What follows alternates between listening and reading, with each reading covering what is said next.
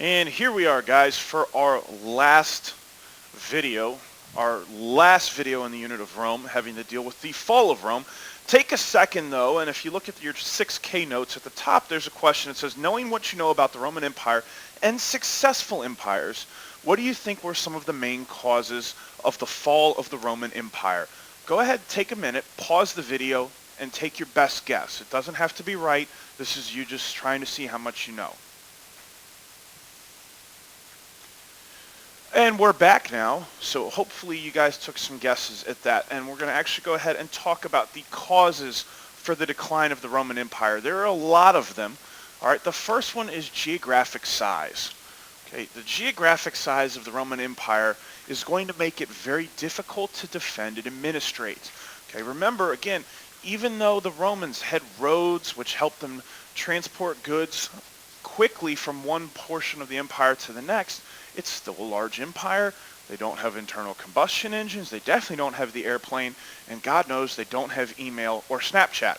So getting messages from one place to another is going to be a bit of a challenge. So if I'm up here defending Hadrian's Wall in the north of Britain and the Angles attack, I have to send my message across the Alps all the way back to Rome. Wait for the Romans to decide on a response. And then they've got to send the message back, hop across the English Channel, all the way back up to Hadrian's Wall. And that's just the message, not even any potential defending army. I mean, it takes months to get decisions from one end of the empire to another. So it's going to eventually, over time, become difficult to defend such a massive empire.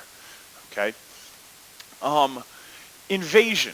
Invasion is another big one. As you can see down there, from the years 100 to 500 CE, there are a series of invasions against the Roman Empire.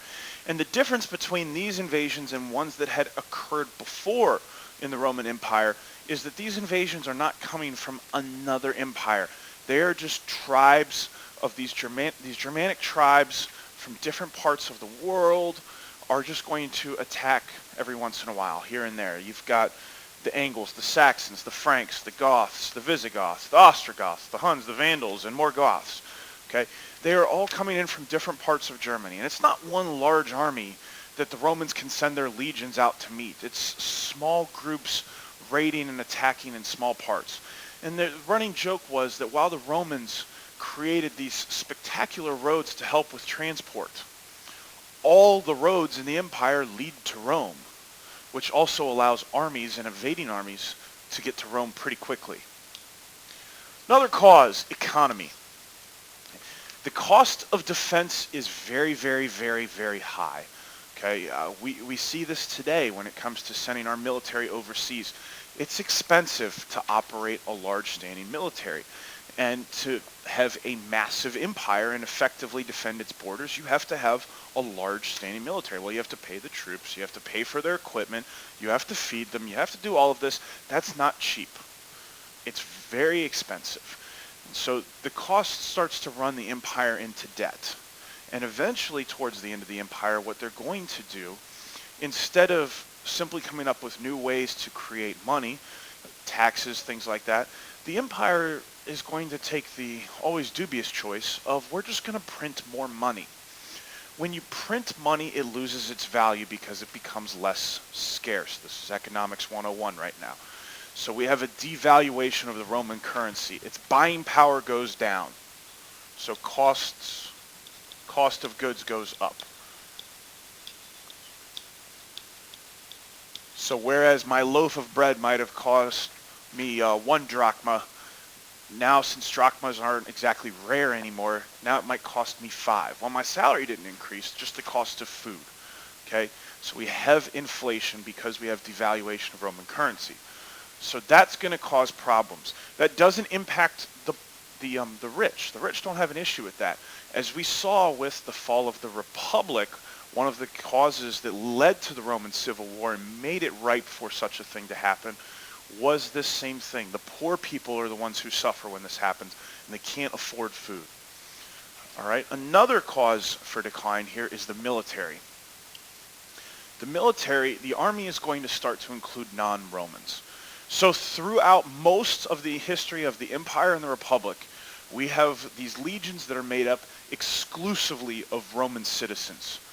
Okay, so they are going to literally be fighting for the pride of their country. Well, to manage such a massive empire, it's just not possible to have all Romans in your army anymore. So we're going to start including non-Romans who are not as dedicated to the cause as a true Roman would be. And this is going to lead to the decline in discipline. So when a massive horde of Visigoths is charging at you, instead of standing there and holding your ground for the sake of Rome, you might be like, this isn't my home country. I'm going to go ahead and turn and run. And this is going to start leading to defeats. The legions start losing battles for the first times ever here towards the decline of the empire. Okay. The next one here, moral decay. People start to lose faith in Rome and in the family. If we remember, one of the reasons the Pax Romana was such an important thing, such a successful thing, is people stopped worrying so much about who had the most money, what goods they had. They focused on the glory of Rome and focused on their family, almost bordering on ancestor worship. Well, something has changed here since the Pax Romana has come to an end. Constantine made Christianity legal. And as the empire declines, people start putting their faith in a different power than in the power of the Roman Empire. Okay, they start focusing on achieving salvation through Jesus Christ. They spend their energies trying to be good Christians, as opposed to doing what they need to do and maybe a little bit of nasty sometimes to make the Roman Empire successful. So the Catholic Church, or as that time it's just a Christian church, we didn't have the breaks in it yet, the Christian Church is going to be one of the causes for decline of the Roman Empire. Political problems, okay? Civil conflict and weak administration. In the Pax Romana, we have a series of emperors over 200 years. It was about 20 of them, none of them really lasting longer than 10. Some had longer reigns, some had shorter ones. There was one year where there were 4. Okay, that's the Pax Romana. In the 200 years from the end of the Pax Romana to when the Western Roman Empire officially falls, 250 years give or take, there are something like 90 emperors. Okay, there are a lot of them. You have weak emperors. There are none of them aside from maybe Constantine and Diocletian who are really strong enough to run the empire and hold it firm. Okay, so we have weak administration, weak leadership is going to not be able to stop the ebb of the empire. They're not going to be able to fight to save what is good. We also end up having civil conflict within the leadership of the empire. So we frequently have people trying to promote their own personal gains, gain more power for themselves, and it's less about doing what is good for Rome. So political problems are going to also contribute to the downfall. All right, and now the division and fall of the emperor. Okay, the capital is eventually going to be moved from Rome to the city of Byzantium in the east by Constantine. He's going to rename the city Constantinople. It has a new name today. When you look at it on a map, its name is Istanbul. Okay. So Constantine is going to move the capital from Rome to Byzantium. Okay. He wants to move it towards what he felt was the largest threat at the time, which he thought was a reinvigorated Persian Empire. So he moves it to be closer to the Eastern Front. The empire is going to eventually be divided into 2 halves by Diocletian. Okay, so we're going to get to a period in time here now. We're going to get to a period in time where you have 2 emperors at a time.